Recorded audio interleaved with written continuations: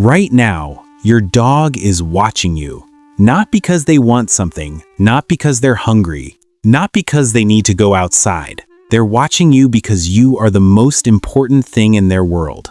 And somewhere, quietly, without ever being able to say it, they've been hoping you'd notice what they actually love. Most people get this wrong, not because they're bad owners, not because they don't care, but because we were never taught what dogs truly need. We were taught the basics: food, water, exercise, a warm place to sleep, and we thought that was enough. But here's the thing, psychology is starting to show us dogs aren't just animals with physical needs. They are emotional beings, deeply bonded, remarkably sensitive, wired for connection in ways that mirror some of the most fundamental human psychology we've ever studied. And the things they love most, they're almost never what we think. By the end of this video, you'll see your dog differently. Not as a pet waiting for the next meal, but as someone who has been quietly, patiently, asking for something you may have overlooked for years. The first thing your dog loves, most owners unknowingly withhold every single day. It's not a toy, it's not a treat, it's your full, undivided attention. Not just your presence, your attention. There's a difference, and dogs feel it. Think about how often you're in the same room as your dog, but somewhere else entirely. Your eyes are on your phone. Your mind is on tomorrow's meeting. Your body is there, but you're not. And your dog knows. They always know. Dogs are extraordinary readers of human behavior. They study our body language, our eye movements, our energy, the direction our gaze is pointing. They have spent thousands of years evolving alongside humans, learning to decode exactly where our focus is. And when that focus isn't on them, they feel it like a small, quiet withdrawal. Psychologically, this connects to something called attunement, the experience of feeling truly seen by another being. It's one of the earliest and most essential human needs. And dogs, wired for deep social bonds, need it too. When you put your phone down, turn toward your dog, and just look at them, really look, something shifts. Their ears soften, their body relaxes, their tail moves differently. That's not excitement, that's relief. To your dog, your attention isn't just nice to have, it's how they know they're safe. It's how they know they belong. It's how they know, on the deepest level available to them, that they matter. And yet, we scroll, we multitask, we half-pet them while watching television, and they wait, patiently, hopefully, watching for the moment we return. The second thing dogs love is something that sounds so simple, it's almost embarrassing we forget it. Routine. Not the rigid, military kind, the warm kind, the predictable kind.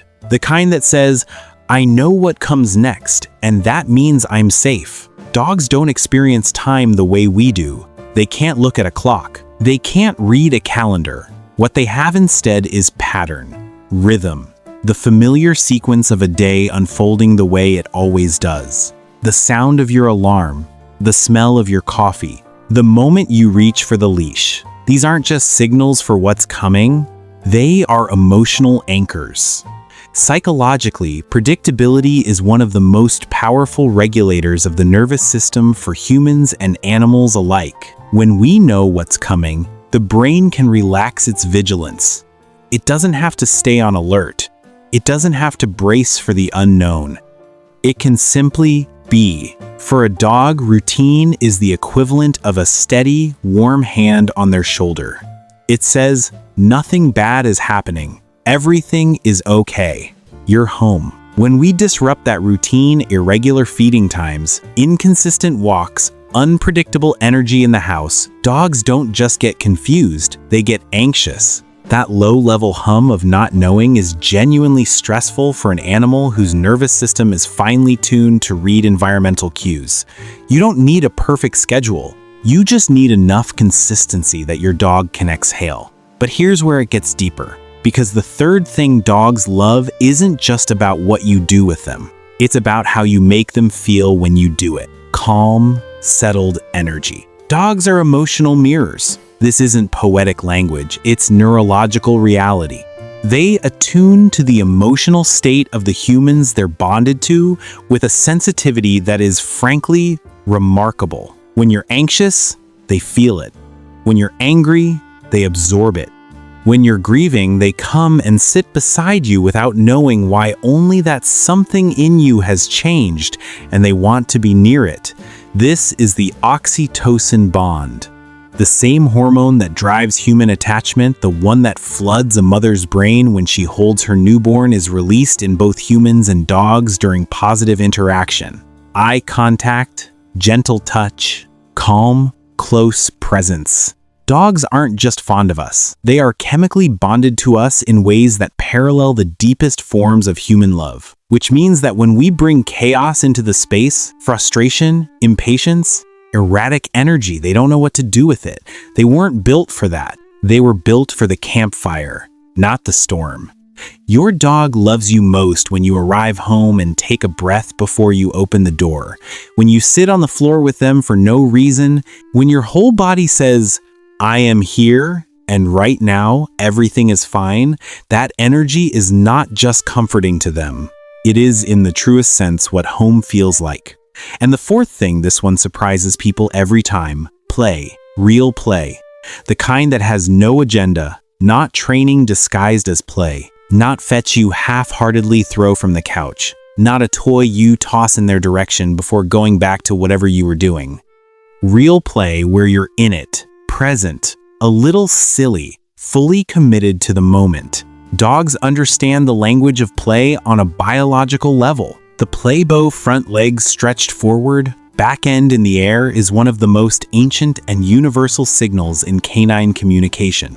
It means, what follows is not real, it's joyful, we're safe, come with me. When you respond to that signal, when you get on the floor, when you make ridiculous sounds, when you chase and run and tumble, you're not just entertaining them. You're speaking their language. You're saying, "I see you, I'm with you. Right now, nothing else matters." The psychology here touches on something called co-regulation, the process by which two nervous systems synchronize through shared experience.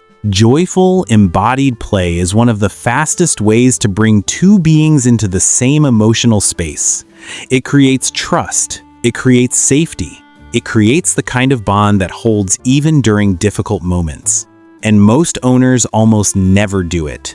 Not fully. Not without distraction. Not with the whole silly, unguarded version of themselves. Your dog has been waiting for that version of you. The one that forgets to be serious for a few minutes. The warning is quiet, but it matters. If your dog stops initiating play, stops bringing you the toy, stops doing the play bow, stops looking at you with that particular spark, pay attention. It doesn't always mean something is wrong, but sometimes it does. Sometimes it means they've stopped expecting you to say yes.